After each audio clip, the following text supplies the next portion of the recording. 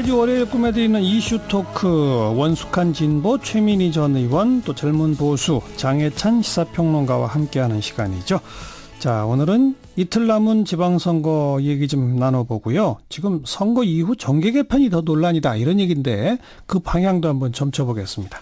최민희 전 의원 그리고 장해찬 씨 어서 오십시오. 안녕하세요. 안녕하세요. 네, 투표하셨어요? 사전투표? 전 사전투표했습니다. 네, 저도. 요즘은 사전투표가 대세인가 봐요. 저도 했는데. 그렇죠. 20%가 넘었으니까. 네. 선거 결과 예측. 최민희 전 의원부터. 저는 어쨌든 TK. 예. 대구 경북. 대구 경북하고 제주를 제외하고는 민주당이 우세하지 않나 싶습니다. 네. 부울경까지 다 포함해서. 네. 장해찬 씨 전망해 보세요. 저도 민주당 우세를 부정할 수는 없고요. 그러나 몇 석 광역단체장 몇 석을 민주당이 가져가냐, 자유한국당이 TK 외에 또 몇 석을 가져가냐는 제가 좀 단언하기 힘든데. 네. 설령 민주당이 예를 들면 지금 경기도나 경남 같은 관심 지역에서 승리한다 하더라도 득표율은 박빙일 가능성이다. 저는 이렇게 전망을 하고 있고요. 왜냐하면 공표기간 전 여론조사 보면 민주당 후보들이 차이를 많이 내는 1위로 결과가 나왔잖아요. 더블 스코어 이렇게. 네, 트리플까지도 나왔던 경우도 있고 한데 설령 이긴다 하더라도 그런 득표율은 아닐 것이다. 격차는 우리가, 좁아진다. 네, 격차로라도 좀 견제의 어떤 의미가 살아날 것이다라고 전망을 할 것 같아요. 격차가 좁아지는 이유는? 견제? 저는 마지막에 지금 터지고 있는 여러 스캔들이라던가 이런 의혹들도 영향을 끼치겠지만 그것보다는 민생에 대한 이슈로 자유한국당이 뒤늦게 방향을 전환했습니다. 사실은 초창기 홍준표 대표는 나라를 통째로 넘기겠냐면서 안보 이슈로 이거를 밀어붙였었는데 그게 더 이상 먹히지 않는다는 것을 깨닫고 뒤늦게 경제를 통째로 포기하시겠습니까 등 각 후보들도 경제와 민생 이슈로 초점을 맞췄어요. 그리고 좀 늦게 했죠. 늦은 감이 있었죠. 사실 처음부터 그랬어야 되는데 늦은 감이 있었지만 늦게라도 그 부분이 국민들한테 조금이라도 설득력을 얻었던 것 같고 최저임금 관련해서 이 소득 불평등이 오히려 심화됐다는 여러 논란이 청와대 안에서 정부 부처 안에서 있었잖아요. 맞아요. 이런 부분을 보면 문재인 정부가 외교 안보에 있어서는 대단히 잘하고 있지만 경제 민생에 있어서는 좀 갈피 못 잡고 아쉬운 거 아니냐. 그런 게 표심으로 간다. 그런 부분이 득표율을 줄이는 데는 좀 기여를 하지 않았을까 싶습니다. 최민희 전 의원도 동의하실 수 있어요? 민생 경제 이슈는 늦기도 했지만 책임론이 불분명하기 때문에 효과가 확인되지 않습니다. 바닥에서 다녀보면. 그리고 막판 악재들이 양쪽에 다 터졌는데요. 그 이부 망천. 이혼하면 부천 가고 망하면 인천 간다. 그게 사실은 경기도 선거에 굉장히 영향을 끼치고 있습니다. 또 역으로 이재명 후보 관련한 스캔들 또한 일부 영향을 미치고 있는 것 같습니다. 그런데 그 두 개가 상쇄 효과가 나고 있는 것 같고요. 그러나 격차가 준다는 데는 동의합니다. 왜냐하면 샤이 보수라고 꼭 얘기하지 않더라도 보수가 자유한국당 후보를 지지한다는 얘기를 잘 못하는 분위기인데 실제로 투표장에 가서는 본래 성향대로 이제 보수 유권자들이 자유한국당 후보를 지지할 가능성이 높기 때문에 격차는 줄 것이다. 이거에 동의합니다. 격차 준다는 거는 두 분 생각이 비슷하네요. 하지만 판세를 역전시킬 정도까지는 쉽지 않을 거다. 장해찬 씨도 그렇게 보는 것 같고. 네, 저는 좀 희망적으로 지켜보고 싶은 입장이죠. 그러나. 자, 바른미래당이나 민주평화당의 성과는 어떨까요? 그 점은 어떻게 보세요? 저는 이 정계 개편의 축으로 봐서 민주평화당도 결국에는 민주당에게 흡수되는 수순으로 가지 않을까 싶고요. 근데 그 부분은 제가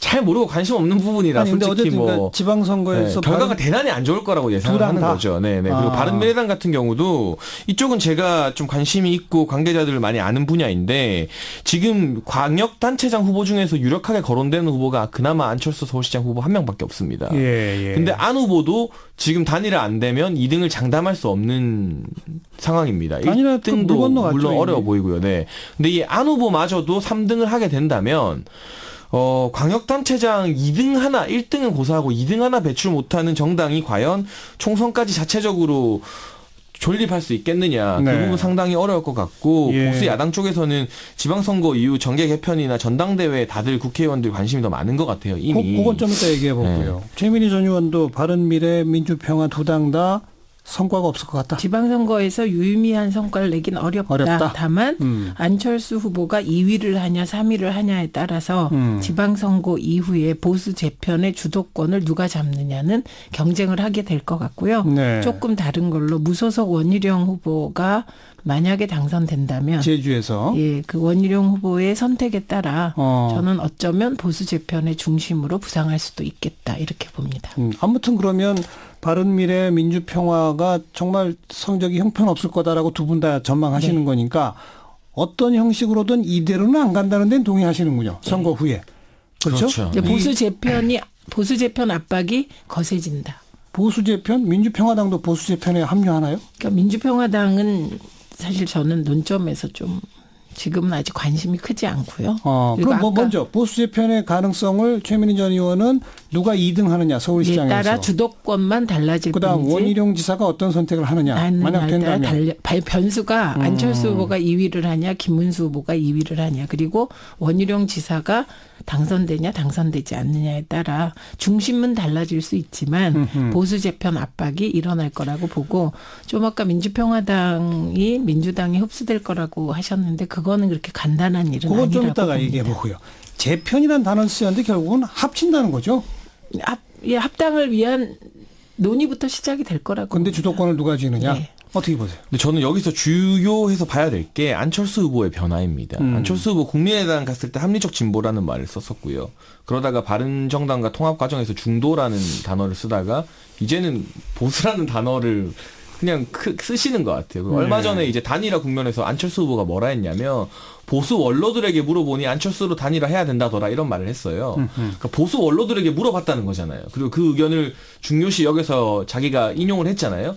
이것만 봐도 이미 안철수 후보는 뭐 합리적 진보도 아니고 명확하게 이제 보수 정치에서 자기 울타리를 찾으려고 하는 것 같고요.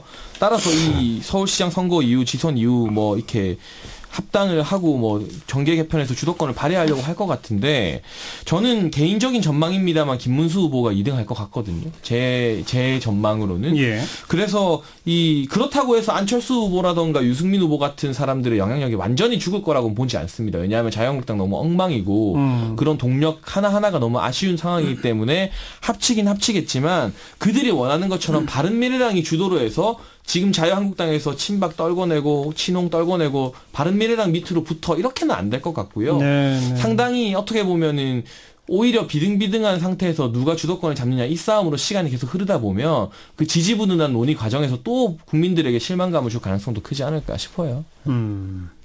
일부 배척하고 바른미래당 쪽으로 합치는 거 어렵다. 그렇다고 바른미래당이 다시 전부 다 굴복해서 자유한국당으로 가는 것도 어렵잖아요. 그렇죠. 호남 의원들이 절대 동의하지 않죠. 그렇죠. 거는. 그럼 그림이 어떻게 되는 겁니까 이게? 일단 바른미래당은 분열될 가능성이 높죠.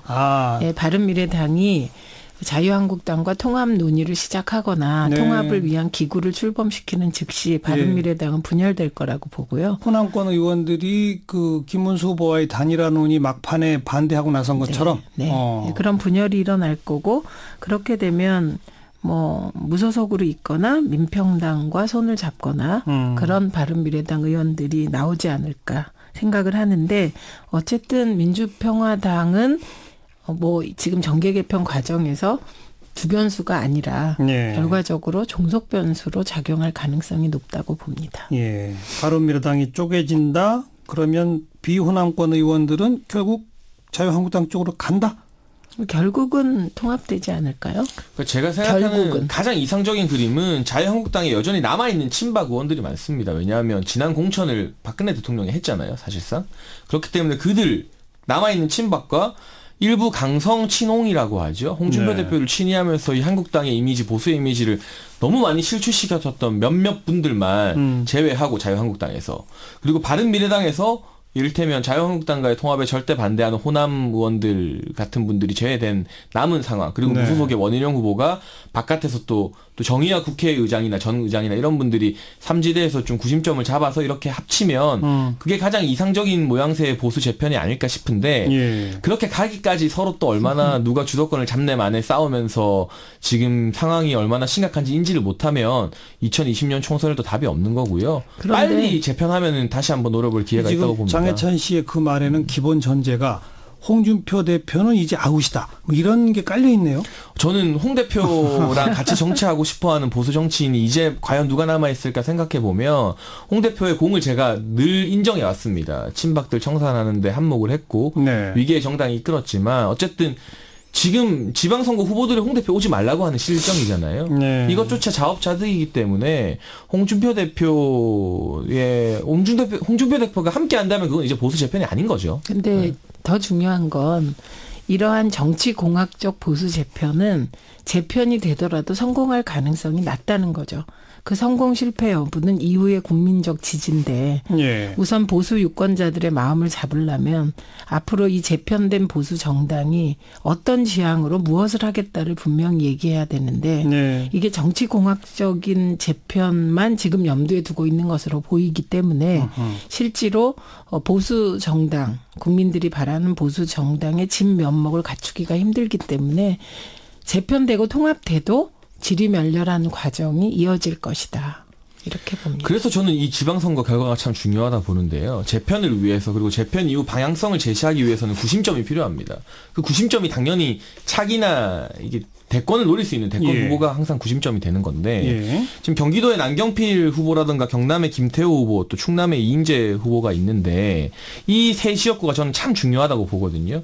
자유한국당이 TK 자민련이 되지 않기 위해서라도 그리고 어쨌든 대권을 노릴 수 있는 그 알을 품어내기 위해서라도 참 중요한데 이 세 지역구 중에 하나라도 자유한국당 자체 여론조사 결과로는 뭐 이 세 지역구에서 많이 따라갔다고들 본인들이 뭐 발표를 하잖아요. 수치는 선거법상 발표 못하지만 만약에 경기, 충남, 경남 중에 한 곳에서라도 자유한국당이 광역단체장 당선자를 낸다면 뭐 좋든 싫든 그 사람을 중심으로 재편이 되고 예. 그 사람의 어떤 방향성 남경필 후보가 만약에 된다면 좀 더 중도적이고 유연한 방향성대로 보수 재편의 가능성이 높고 예. 이인재 후보가 혼자 된다면 좀 더 기존의 전통적인 보수 위주로 재편이 될 가능성이 높겠죠. 그래서 이 세 지역구 결과가 향후 보수 재편에 미치는 영향력이 저는 상당할 거라고 보여집니다. 셋 다 지면은 그럼 뭐 지지부진한 과정을 그래서 제가 고난의 행공을 해야 돼요. 원희룡 지사를 주목해야 되고 그리고 안철수 후보의 득표율, 김문수 후보의 득표율이 중요하다. 네, 근데 알겠습니다. 원희룡 후보 같은 경우는 중앙 정치에서 예. 좀 많이 멀어진 감이 있고 지금 보수 정당 바른미래당이든 자유한국당이든 기존의 의원들이 그렇게 썩